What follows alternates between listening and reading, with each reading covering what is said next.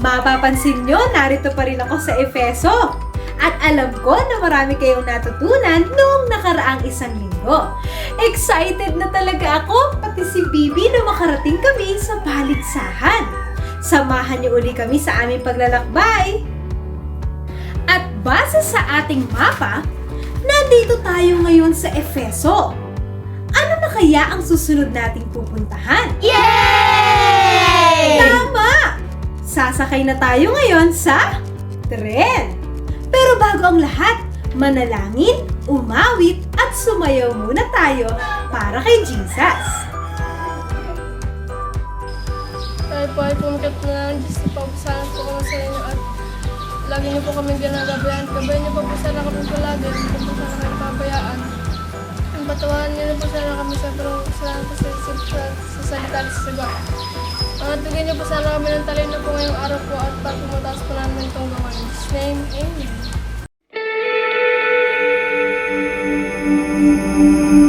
Years ago, in the darkness of the night, there was a glow. The radiance of a light led to the one, the one and only Son. For unto us a child is born. He will be called Wonderful, Mighty God, Prince of Peace. You are the light of the world, shining brighter than the sun. You are the light of the world, Jesus, Jesus. You bring life to the world, you're the joy of everyone.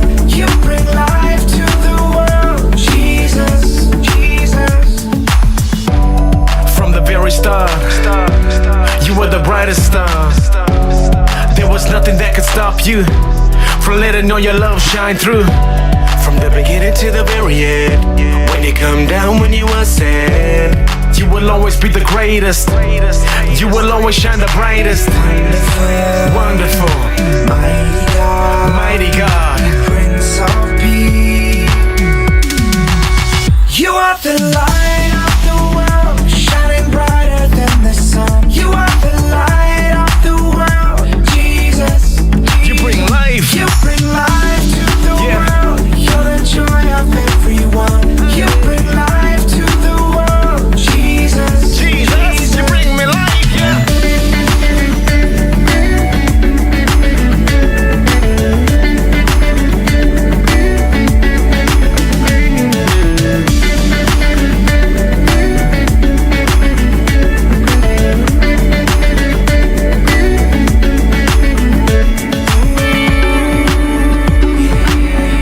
You light up the world, Jesus.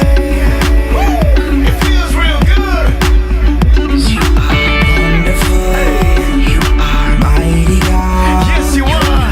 Prince of You're the Prince of Peace, yeah. You are the light of the world, shining brighter than the sun. You are the light of the world, Jesus, Jesus. You bring life to the world. You're the joy of everyone. You bring life to the world, Jesus, Jesus.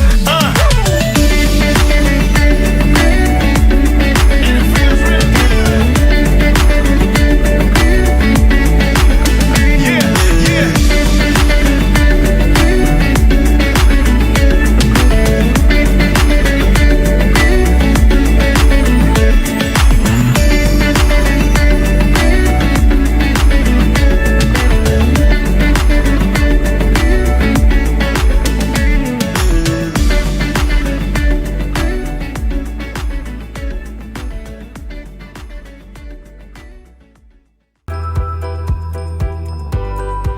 Sumabay ba kayo sa pag-awit at pagsayaw? Yay! Magaling! Narito na nga pala kami ni Bibi sa loob ng tren. Ang saya dito, Bibi, di ba? Ayan! Nag-e-enjoy kami ni Bibi dito. At may naririnig kami na nag-aawitan sa may bandang unahan. Hali kayo, samahan nyo kami at matuto tayo at makinig ng memory verse mula kay Teacher Mamen, Teacher Glycy at Teacher Cindy.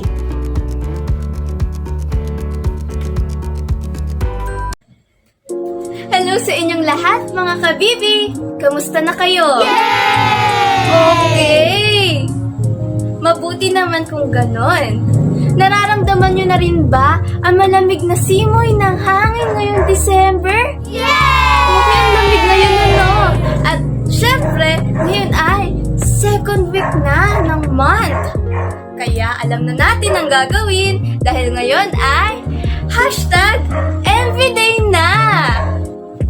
At ngayon, magme-memorize ulit tayo ng bagong Bible verse at makakasama natin ngayon ay sina Teacher Cindy at Teacher Mamen. Panoorin mabuti ang video!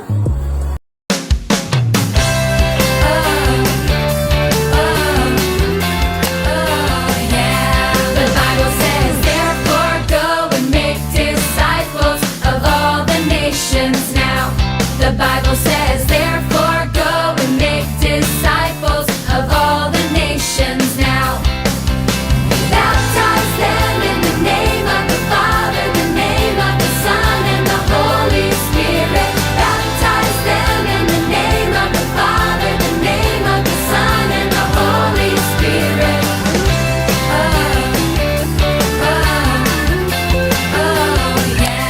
The Bible says, therefore go and make disciples of all the nations now. The Bible says, therefore go and make disciples of all the nations now. Baptize them in the name of the Father, the name of the Son, and the Holy Spirit. Baptize them in the name of the Father, the name of the Son, and the Holy Spirit. Therefore go and make disciples of all the nations now. The Bible says, therefore go and make disciples of all the nations now. The Bible says, therefore go and make disciples of all the nations now. The Bible says, therefore go and make disciples of all the nations now.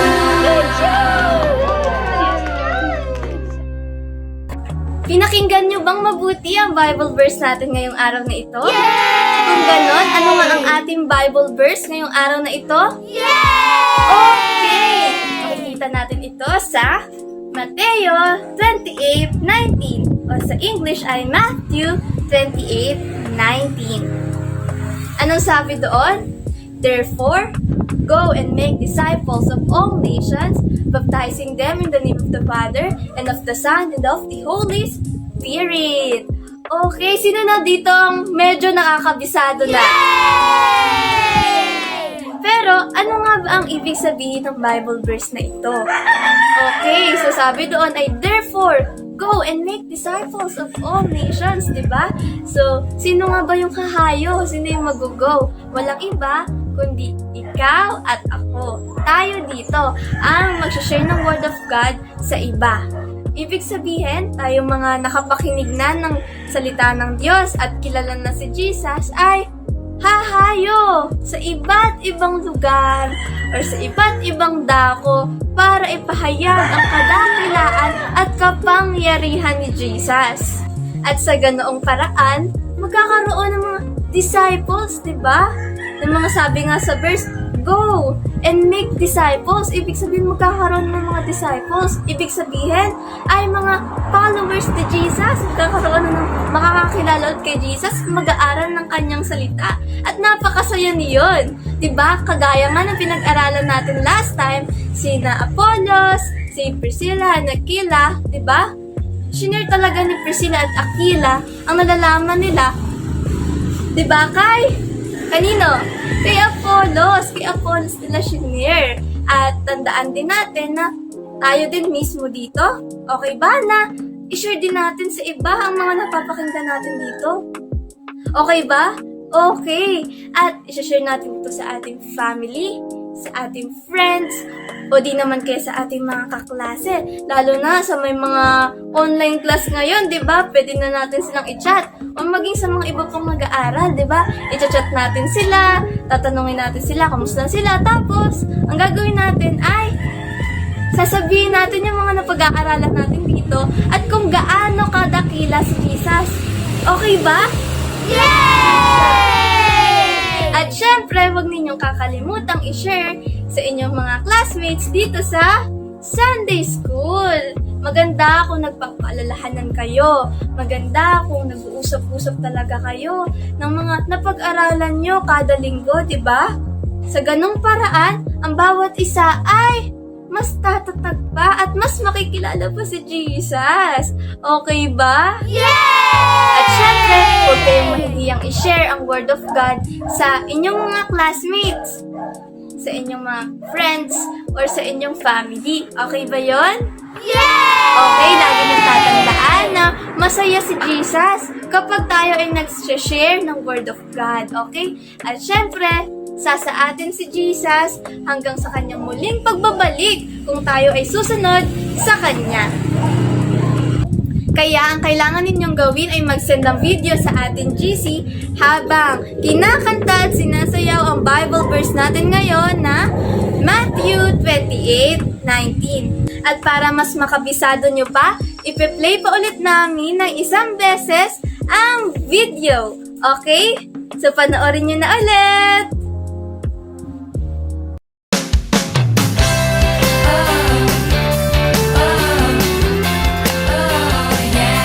The Bible says, therefore go and make disciples of all the nations now.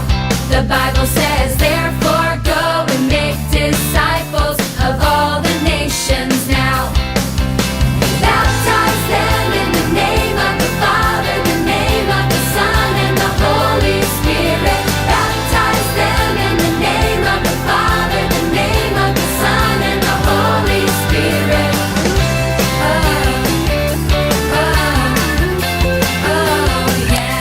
The Bible says, therefore go and make disciples of all the nations now.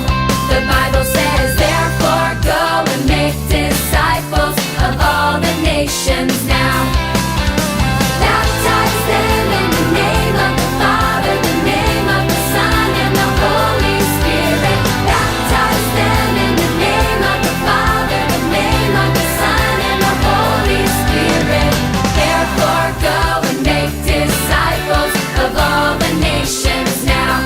The Bible says, therefore go and make disciples of all the nations now.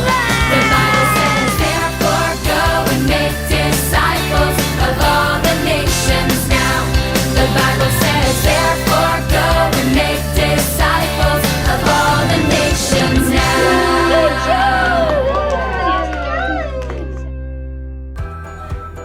Ang ganda ng memory verse natin sa araw na ito.